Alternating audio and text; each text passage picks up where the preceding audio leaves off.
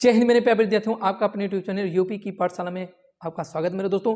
फिर से हम लोग आ गए हैं क्या, क्लास 10 फिजिक्स भौतिक विज्ञान, प्रश्न वही जो सिर्फ एग्जाम में आए। और आज हम लोगों को पढ़ना है समांतर क्रम में संयोजन, रेजिस्टेंस यानी प्रतिरोध का संयोजन। अब की बार यूपी बोर्ड के 2023 एग्जाम में सबसे ज्यादा इंपॉर्टेंट टॉपिक है मेरे दोस्तों। ठीक है मेरे भाई, तो चलिए शुरू करते हैं मेरे दोस्तों, और बहुत ही बेहतरीन से जानेंगे क्योंकि 2023 के एग्जाम के लिए बहुत ही इंपॉर्टेंट टॉपिक है मेरे दोस्तों। अभी तक चैनल को सब्सक्राइब नहीं किए हैं तो सब्सक्राइब कीजिए, एक प्यारा सा कमेंट कीजिए, और वो कमेंट ऐसा होना चाहिए जिसमें जो आपकी टॉपिक नहीं तैयार मेरे दोस्तों अभी आप बता दीजिए, चाहे वो मैथ की हो चाहे वो साइंस की हो, जरूर आप बता दीजिए ताकि मैं उसको समय से करा दूं। और इंपॉर्टेंट तो मैं करा ही रहा हूं। दूसरी बात, अभी जो आपके हिंदी के पेपर होने वाले हैं, आपको इसी चैनल पर हिंदी के कैसे कोई भी क्वेश्चन बहुत बेहतरीन से लिखना। मान लेते हैं क्वेश्चन जो आपको नहीं आ रहा है, फिर भी उस क्वेश्चन का आंसर कैसे देना मेरे दोस्तों, जिसको आप एक बार भी ना पढ़े हो, वो तरीका मैं आपको बताऊंगा।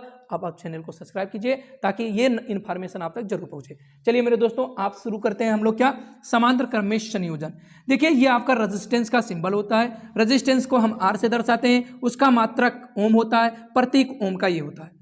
समांतर क्रम में संयोजन का मतलब होता है मेरे दोस्तों, जिस तरह से आपका कोई ऐसे बेंच हो, आपके सभी स्टूडेंट यानी जितने दोस्त हैं, मित्र हैं, इस बेंच पर बैठे हैं, जस्ट उसके पीछे या उसके आगे कोई बेंच लगाई जाती है मेरे दोस्तों। तो इस तरह से ये वाली बेंच इस वाले बेंच के क्या कहलाता है, समांतर कहलाता है। इसका मतलब ये हुआ कि अगर यहाँ पर कोई रेजिस्टेंस ऐसे लगा दिया गया तो यहाँ पर भी अगर ऐसे कोई रेजिस्टेंस लगा दिया जाए तो ये हमारे क्या कहलाते हैं मेरे दोस्तों, समांतर क्रम में कहलाते हैं। ठीक है मेरे दोस्तों, आपको समझ में आ गया समांतर क्रम किसे कहते हैं।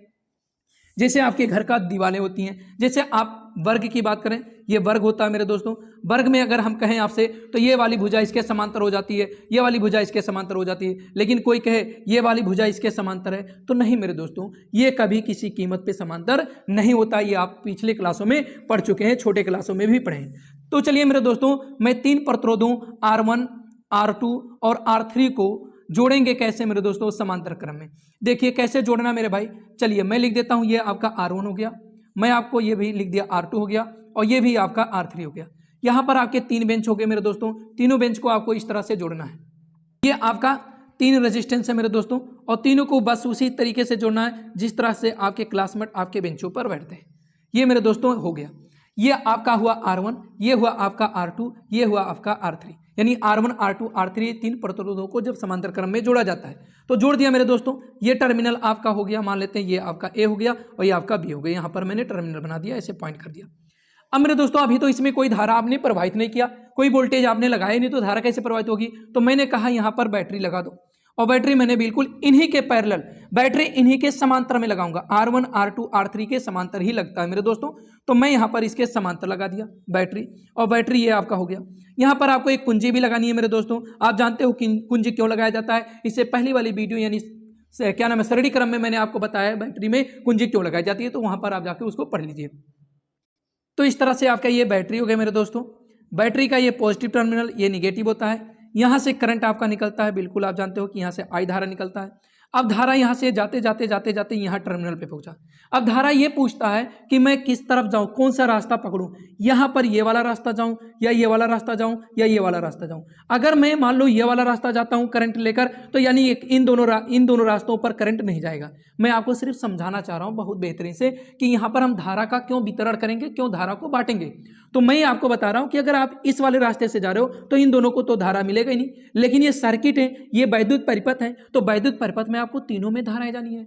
तो एक व्यक्ति तीनों में तो जाएगा नहीं, एक व्यक्ति तीनों के पास नहीं जा सकता, जाएगा तो अपने कुछ टुकड़े बांट बांट के। तो यहां पर यानी ए टर्मिनल पर यानी बिंदु ए पर धारा I1, धारा I2 और धारा I3 ये तीनों लोगों में बट गया मेरे दोस्तों। अब बात समझ में आया।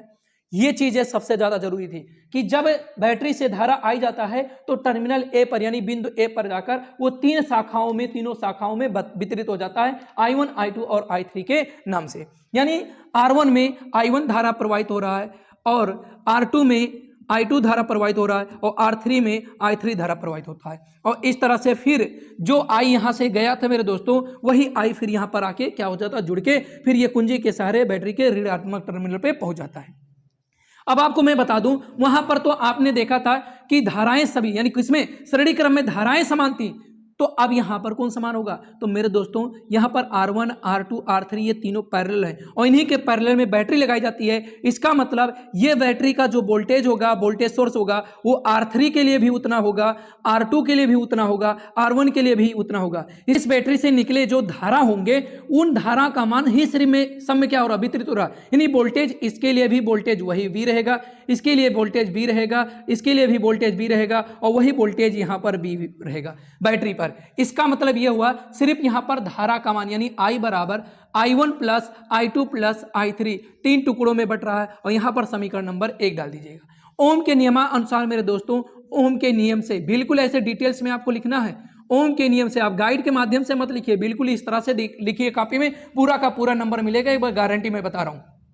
अब आप जानते हो मेरे दोस्तों क्या आपको करना है, यहां पर ओम के नियम से क्या करना है? I1 का मान निकालना है। तो V बराबर I इंटू R होते हैं। जब I का मान निकालोगे I1 बराबर, तो V बटे क्या हो जाएगा? R हो जाएगा। लेकिन V तो समान है, सिर्फ R रेजिस्टेंस बदल रहा है। यहाँ पर I2 बराबर क्या हो जाएगा? V बटे R2 हो जाएगा और यहाँ पर I3 क्या हो जाएगा? V बटे R3 हो जाएगा। अब लिखना है इन मानों को मेरे दोस्तों, इन मानों को समीकरण 1 में रखने पर, कहां पर? समीकरण 1 में रखने पर, ठीक है मेरे भाई, समीकरण 1 में रखने पर। समीकरण 1 क्या है? I बराबर I1 की जगह पे B बटे R1 लिखोगे, I2 की जगह B बटे R2 लिखना है और I3 B बटे R3 लिखना है। इस तरह से देखा जाए तो सभी में मेरे दोस्तों, मैं दूसरे पेन से लिख के दिखाऊं आपको, तो सभी में V कॉमन हो रहा ऊपर से। जब V सभी में मिला, मतलब ये V सभी में मिला, खींच के उसको बाहर कर लो, तो ये बचेगा क्या? 1 बटे R1, 1 बटे R2 और 1 बटे R3 बचेगा। यहां दिख रहा है ना?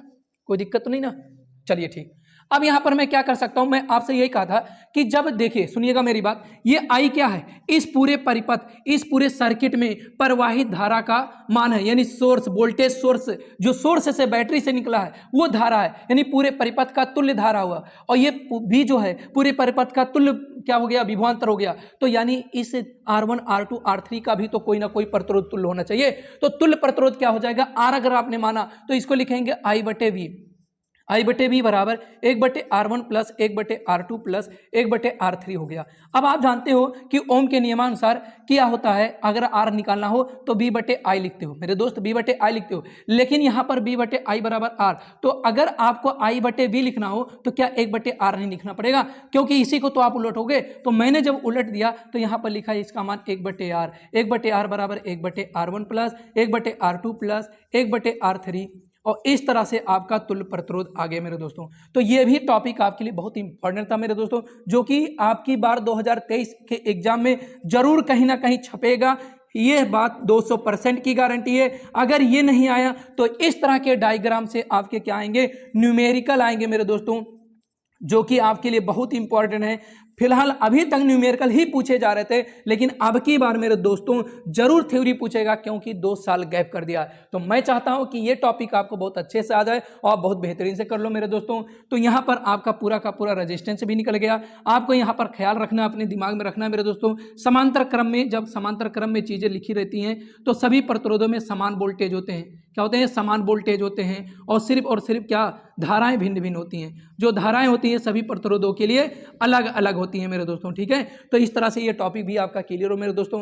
वीडियो को लाइक कर दीजिएगा, चैनल को अभी से सब्सक्राइब कीजिएगा और लोगों तक शेयर कर दो। जितने भी व्हाट्सएप ग्रुप हैं आपके कॉलेज के, जितने भी आपके कॉलेज के फेसबुक ग्रुप हैं, ताकि उन तक भी जाए ये टॉपिक, उनको भी अच्छे से समझ में आ जाए, ठीक है मेरे दोस्तों। तो इतना आप जरूर करोगे। फिर अगली टॉपिक में मिलते हैं। जय हिंद दोस्तों।